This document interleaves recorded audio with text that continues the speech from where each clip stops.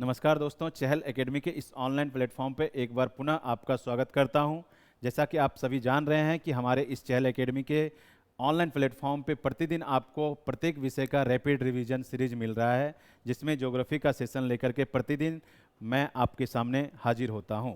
जी हाँ साथियों, आज हमने आपके लिए जो लाया है उसका पहला क्वेश्चन है in which of the following layers of an atmosphere do meteors burn up when they enter from the space. आपको हमने क्लास में बताया है कि जो एटमॉस्फेयर है इसके बहुत सारे लेयर होते हैं। First layer is troposphere, second layer is stratosphere and third is mesosphere, fourth is ionosphere and fifth is exosphere. आपको हमने 5 लेयर में एटमॉस्फेयर को बांट के बताया।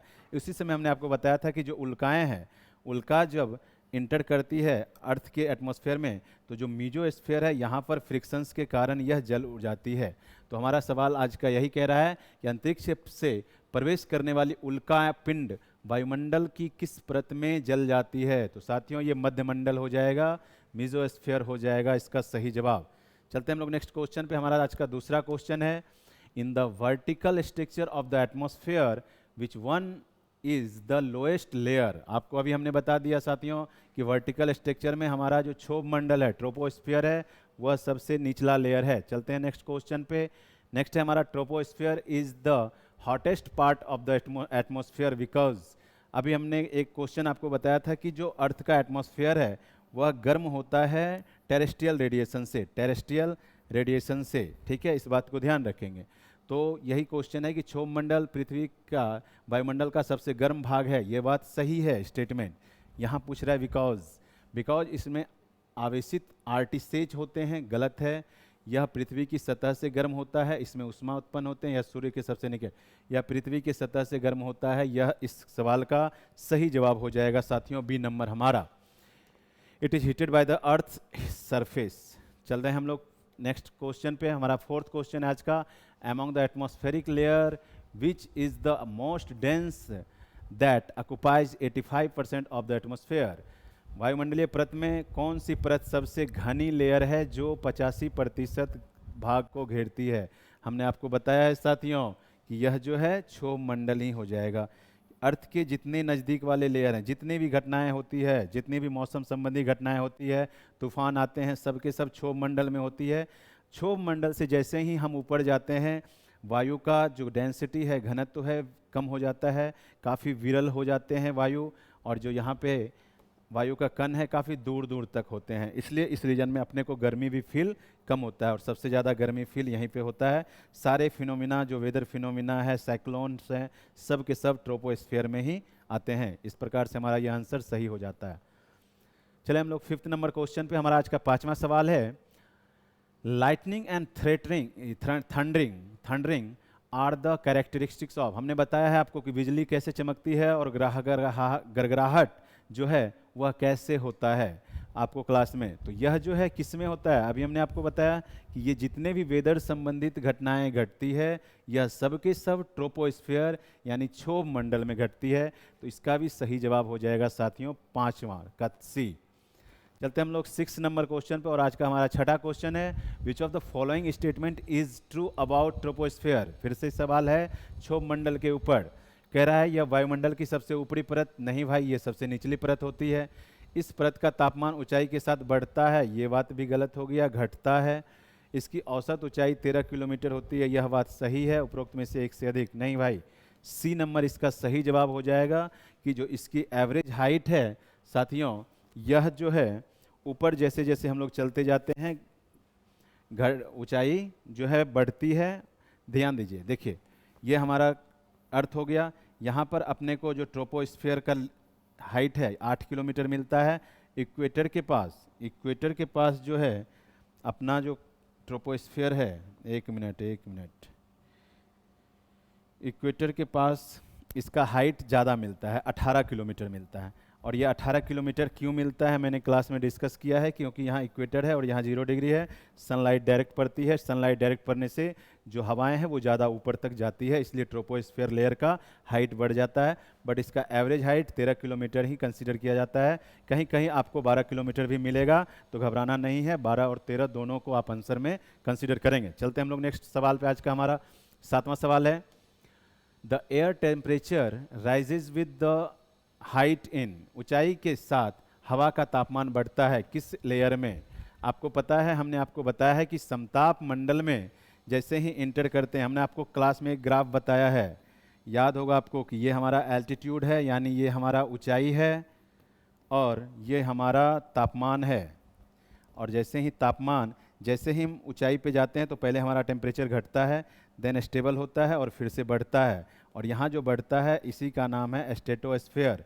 इस रीजन में क्यों बढ़ता है आपको पता है, क्योंकि इस रीजन में प्रेजेंस है कौन, ओजोन के पार्टिकल्स, जिसको O3 बोलते हैं। इसके आधार पर हमारा यह सही जवाब हो जाएगा ए नंबर। ठीक है साथियों, चलते हम लोग 8वां क्वेश्चन पर। आज का कह रहा है the stratosphere is said to be ideal for flying jet aircraft, this is because, यानी कि जो स्ट्रेटोस्फेयर है, यहाँ पे ध्यान देने वाली बात है कि जो समताप मंडल है वहीं पे अपना एयर फ्लाइंग होता है, जो भी एयरक्राफ्ट है वो उड़ते हैं, हमारे जो एरोप्लेन वगैरह हैं जो लंबी दूरी जिनको तय करना है वो इसी जगह पर उड़ते हैं, क्योंकि यह जो जगह होता है यह अपना जेट स्ट्रीम से ऊपर का जगह हो जाता है। पहली बात, जेट स्ट्रीम क्या है हम क्लास में आपको बताए हैं। उसके बाद जो समताप मंडल है वहाँ टेम्परेचर ऑलमोस्ट एक जैसा होता है, जिससे हवाएं जो है ज़्यादा नहीं चलती है, एकदम हवाएं भी ऑलमोस्ट शांत होता है, जिससे जो है एरोप्लेन को चलने में आसानी होती है। तो ध्यान रखेंगे, क्योंकि हवाओं को चलने के लिए भी टेम्परेचर रिस्पॉन्सिबल है, हमने आपको क्लास में बता रखा है। तो चलते हम लोग इस क्वेश्चन का सही जवाब हम लोग फाइंड आउट करते हैं। जो हमारा हो जाएगा इसका सही जवाब, कि इसका अगर हम देखें तो बादलों और अन्य मौसम संबंधी घटनाओं की अनुपस्थिति, बिल्कुल सही है, यही स्टेटमेंट इसका। The absence of clouds and other weather phenomena यहाँ नहीं होती है, अदरवाइज एरोप्लेन जेट स्ट्रीम बादलों और जो तूफान है उसमें फंस करके गिर जाएंगे। वैसे भी एरोप्लेन गिरने की घटनाएं कम नहीं हो रही है। आपने कुछ दिन पहले भी अहमदाबाद में एक एरोप्लेन गिरने की घटनाएं सुनी होगी, काफ़ी दुखद थी, तो इसलिए उसे ऊपर उड़ाया जाता है। ठीक है, बाकी गिरने के पीछे और भी कारण रिस्पॉन्सिबल हैं। चलते हम लोग नेक्स्ट क्वेश्चन पे। आज का हमारा 9वां नंबर सवाल है, which of the following protect life on earth from a harmful radiation of the sun, निम्नलिखित में से कौन सूर्य के हानिकारक विकिरण से पृथ्वी पर जीवन की रक्षा करता है। सूर्य के हानिकारक से बचाने के लिए जो ओजोन परत है ये हो जाता है साथियों, आपको पता है कि ओजोन परत जो है अर्थ के ऊपर समताप मंडल में एक लेयर बना हुआ है, और हमने पिछले क्लास में इसका डिस्कशन किया था कि ओजोन को मापने के लिए हम लोग डॉब्सन यूनिट का प्रयोग करते हैं। The ozone layer lies in, अभी हमने बताया कि ट्रोपोस्फेयर समताप मंडल में यह लाइज करता है। हमारा आज का 11वां नंबर सवाल है साथियों, the height of the ozone layer above the surface of the earth is, ये बहुत ही अच्छा सवाल है और इसका सही जवाब हो जाएगा 40 से 50 किलोमीटर पे ओजोन हाइट जो है अर्थ सरफेस से लाइज करता है। हमने आपको क्लास में लिखवाया भी है इस बात को। Wireless communication is reflected to the earth atmosphere, देखिए ये काफ़ी अच्छा क्वेश्चन है और यहाँ पर इसका सही जवाब आयनोस्फीयर हो जाएगा, क्योंकि आयनोस्फीयर जो है यह अपने को आयन मंडल में देखने को मिलता है, जहाँ पर प्लस और माइनस चार्जेज होते हैं। अगेन हम आपको यहाँ पे बता दें कि जो टेम्परेचर क्षोभ मंडल में घट रहा था समताप मंडल में बढ़ गया due to presence of ozone के कारण, देन फिर मीजोस्फीयर में उसी का टेम्परेचर घट गया, जो नॉर्मली फिनोमिना है, जिसको हम लोग नॉर्मल लेफ्ट रेट बोलते हैं। इससे जब आगे हम लोग आयनोस्फीयर में जाते हैं तो अगेन प्रेजेंस ऑफ आयन के कारण यहाँ का टेम्परेचर फिर से बढ़ जाता है साथियों, तो ये बात को ध्यान रखेंगे और इसका सही जवाब हो जाएगा हमारा आयन मंडल। चलते हम लोग 13 नंबर सवाल पे। हमारा आज का 13वां क्वेश्चन है, the function of the ozone layer in stratosphere is, यानी समताप मंडल में ओजोन परत का कार्य क्या है। ओजोन परत का कार्य है कि जमीन पर परावैंगनिक किरणों के प्रभाव को रोकना, बिल्कुल सही जवाब है इसका, डी नंबर आंसर हो जाएगा। चले हम लोग नेक्स्ट आज का सेकेंड लास्ट क्वेश्चन पर। हमारा which one of the following layer of the atmosphere is responsible for the deflection of radio wave, यानी कि वायुमंडल की निम्न परतों में से कौन सी रेडियो तरंगों के विक्षेपण के लिए जिम्मेदार है। हमने आपको बताया कि जब भी रेडियो तरंगें कम्युनिकेशन की बात होगी तो उसका सही जवाब हो जाएगा साथियों आयनोस्फीयर। और आज का हमारा लास्ट सवाल है जो हमारा है 15 number question, which layer of atmosphere is responsible for Arora borealis. साथियों ये एक बहुत ही अच्छी घटनाएं हैं। अरोरा बोरियालिस काफ़ी कलरफुल घटनाएं घटती है जो कि नदर्न हेमिस्फीयर में जब सन अपना जो 21 जून को ट्रॉपिक ऑफ कैंसर पर होता है तो उस समय यह घटनाएं देखने को मिलती है, जो हाई एल्टीट्यूड का एरिया है उस पर ये काफ़ी कलरफुल घटनाएं होती है। और ऐसा किस लिए होता है, क्यों होता है, तो इसके पीछे का रीजन साथियों ये इसी थर्मोस्फेयर में होने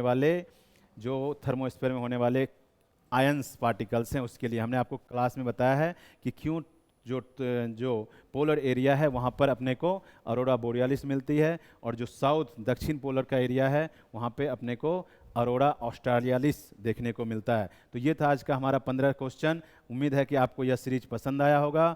धन्यवाद।